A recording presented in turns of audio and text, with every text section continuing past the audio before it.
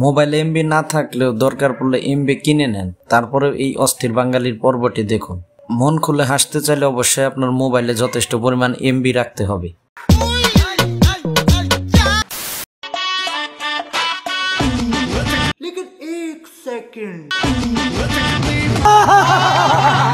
সুযোগকে সবসময় কাজে লাগাতে হয়, এই ভিডিওটাই তার প্রকৃত উদাহরণ। আপনারা কি কেউ দেখছেন? আমি দেখছি।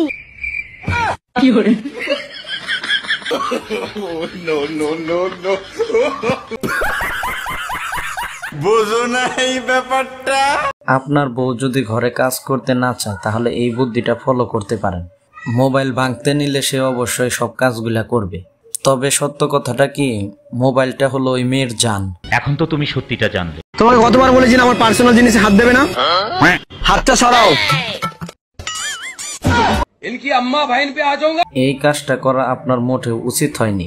আপনি মেয়ে হয়ে যা ইচ্ছা তাই করবেন, এটা যদি ছেলে করতো তাইলে এতক্ষণে সে জেলে থাকতো। তো আপনি দয়া করে ছেলেদের পার্সোনাল জিনিস আর হাত দিতে যান না।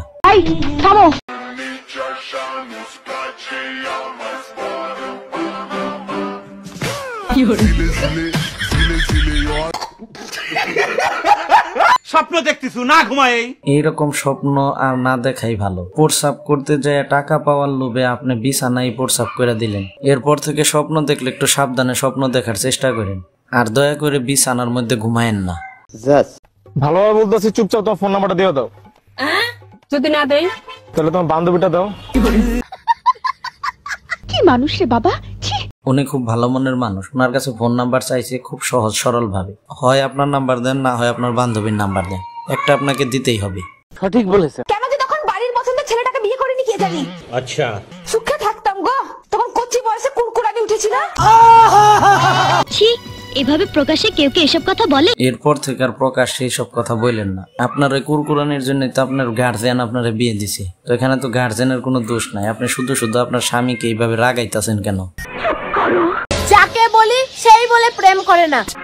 2 দিন পর দেখতেছি ওরাই পালাই যাচ্ছে, তার 10 মাস পরে দেখি তাদের বাচ্চা হচ্ছে।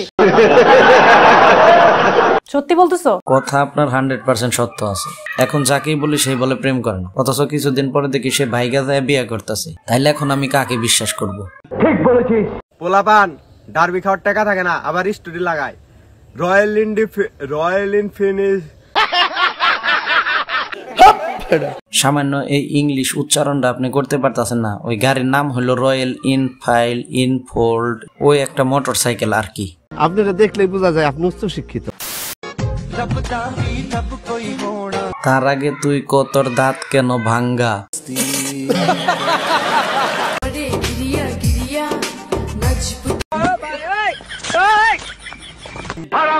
শেষমেশ কেক কাটার জন্য মোটরসাইকেলকেও আপনারা বাদ রাখলেন না। জীবনের কত কিছুই যে দেখতে হবে। যাই হোক, আপনারাও একটু একটু দেখেন না। আপনার বন্ধুর ব্রেকআপ হয়ে থাকলে তাকে এই গানটি শোনাতে পারেন। Hello police station. এখানে পুলিশ স্টেশনকে ফোন দিতেছেন কেন? উনি তো কোনো অপরাধ করেনি, উনি সামান্য একটা গানই তো গাইছে। ওনার সুরে না হয় একটু প্রবলেম আছে, তাছাড়া ওনার গানটা তো ভালো।